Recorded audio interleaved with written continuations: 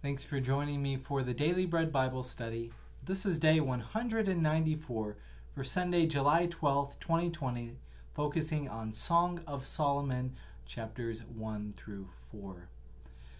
So we journey into Song of Solomon, and I would like to start off by saying the Bible is full of many genres of literature. The Bible is not known for diving into erotic language, with the exception of this book called the Song of Songs and the Song of Solomon. Other parts are just very tiny references, but within this book, it's the imagery of lovers infatuated with one another, and natural metaphors are used to describe intimacy, attraction, and appeal. I find this book to be very descriptive, trying to capture the experience of being in love. Now, since this is a different genre and kind of unique in the Bible, I want to approach the discussion with more emotional reactions and reflections instead of a verse-by-verse explanation of the 8 chapters of this book. So, without ado, Song of Solomon, attributed to King Solomon, also called Song of Songs. In chapter 1, I selected verses 2 through 3, which say, "Your love is better than wine. Your anointing oils are fragrant. Your name is perfume poured out. Therefore, the maidens love you." My reflection is that when I met my wife in college, I fell in love with her over a period of 2 weeks. And she left an impact on me, and all I wanted to do was spend more time with her. Everything else felt like it was secondary to getting to spend time with her. Now, we would walk around campus, we'd play frisbee together, and we'd stay up late talking. We even spent a lot of time in the dining hall, just staying longer at meals, enjoying each other's company. Wine, perfume, and other things could not produce the ecstasy I felt when I was around her. This is the level of infatuation I see here described in Song of Songs. Moving on to First Solomon chapter 1 through 5. It says, "I am black and beautiful." And my reflection on this is that growing up, I think the message was unintentionally sent that white females are beautiful alone. So only white females are beautiful. I believe a lot of this bias for me was socially constructed and a product of my upbringing. The Bible speaks of a truth to my constructed cultural bias, though, saying that I am black and beautiful, and that all people are beautiful and worthy of love and connection. Now, we need to be very sensitive to the unspoken messages our society tries to impose on us. We can push back against them. From the connection to the good life being a material life, a life with stuff, to the association of beauty with whiteness. I think all of these things are things that our society can be guilty of portraying, and it can be a challenge to our existence if we just believe this cultural bias. Additionally, my heart goes out to those who have found themselves attracted to someone who they were not expecting, and then kind of like Romeo and Juliet, were forbidden from being able to interact with that person they fell in love with. Physical attraction is a gift from God. Let me say that again. Physical attraction is a gift from God. The danger is not that we are wired to love, to have physical attraction, but rather that this basic human impulse is so easily manipulated by others.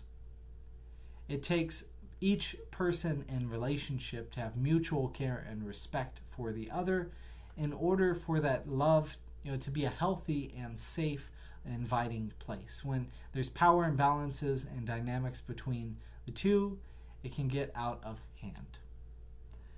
Therefore, I think we need both to love freely and without exposing ourselves to harm, especially when we allow others to comment on our bodies. This does not lead very well.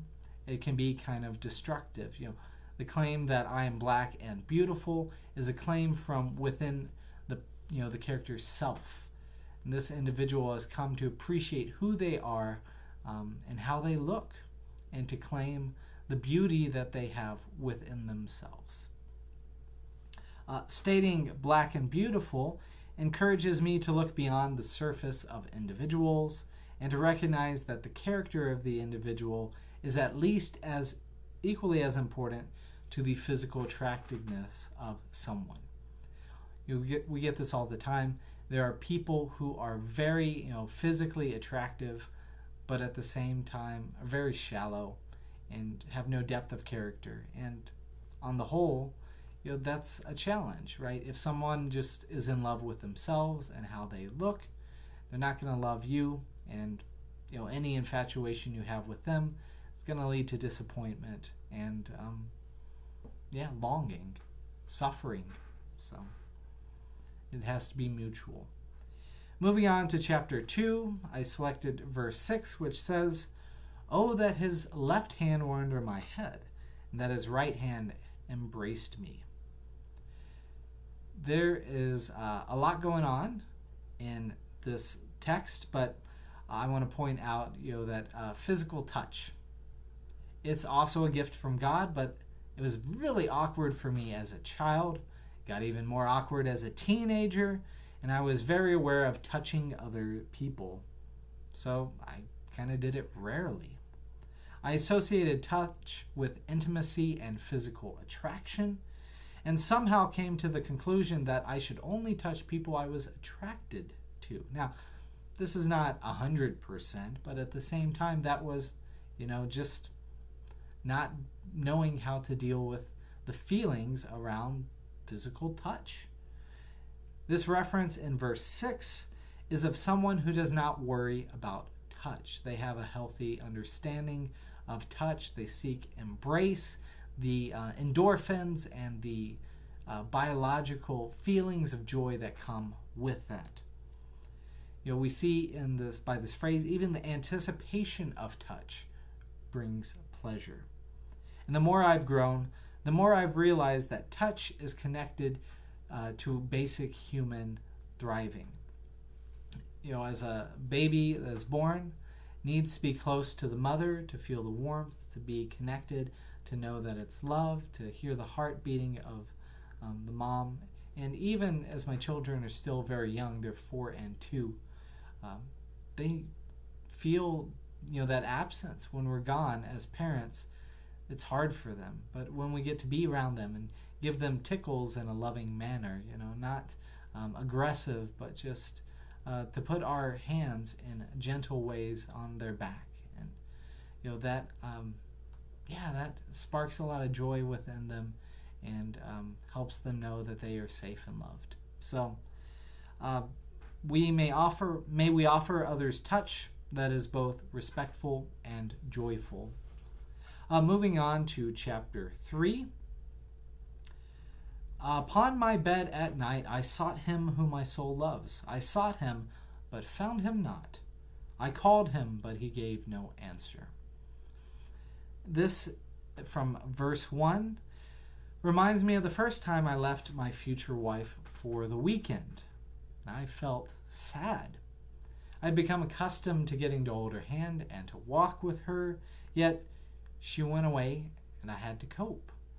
And my heart goes out to all those who are physically absent from the presence of their loved ones, especially those loved ones who are kept in nursing homes at this moment in time. COVID-19 currently has nursing homes on lockdown, and so family members and loved ones can't come in and visit their loved one who's on the inside. They can't physically visit with them and or do something like give them a hug. So it's really difficult, and my thoughts and prayers go out to anybody struggling with touch at this time. Now, chapter 4, moving on to something a little bit more humorous for me. Song of Solomon, chapter 4, verse 2. Your teeth are like a flock of shorn ewes that have come up from the washing. I find this very humorous, right? I take relatively good dental care of my teeth and also interact with people who have what I consider unremarkable teeth. To me, this is something that I take for granted. I've also never said, "Ooh, look at that person. I find their teeth so attractive." Yet, the lover of Song of Solomon is so infatuated with the other that they praise their teeth. Which leads me to this thought. Appreciating the other's unremarkable features is a clear sign of infatuation and also illustrates the blindness of love as spoken continued in verse 7. You are altogether beautiful, my love. There is no flaw in you. May we look at eyes, those type of eyes, at one another.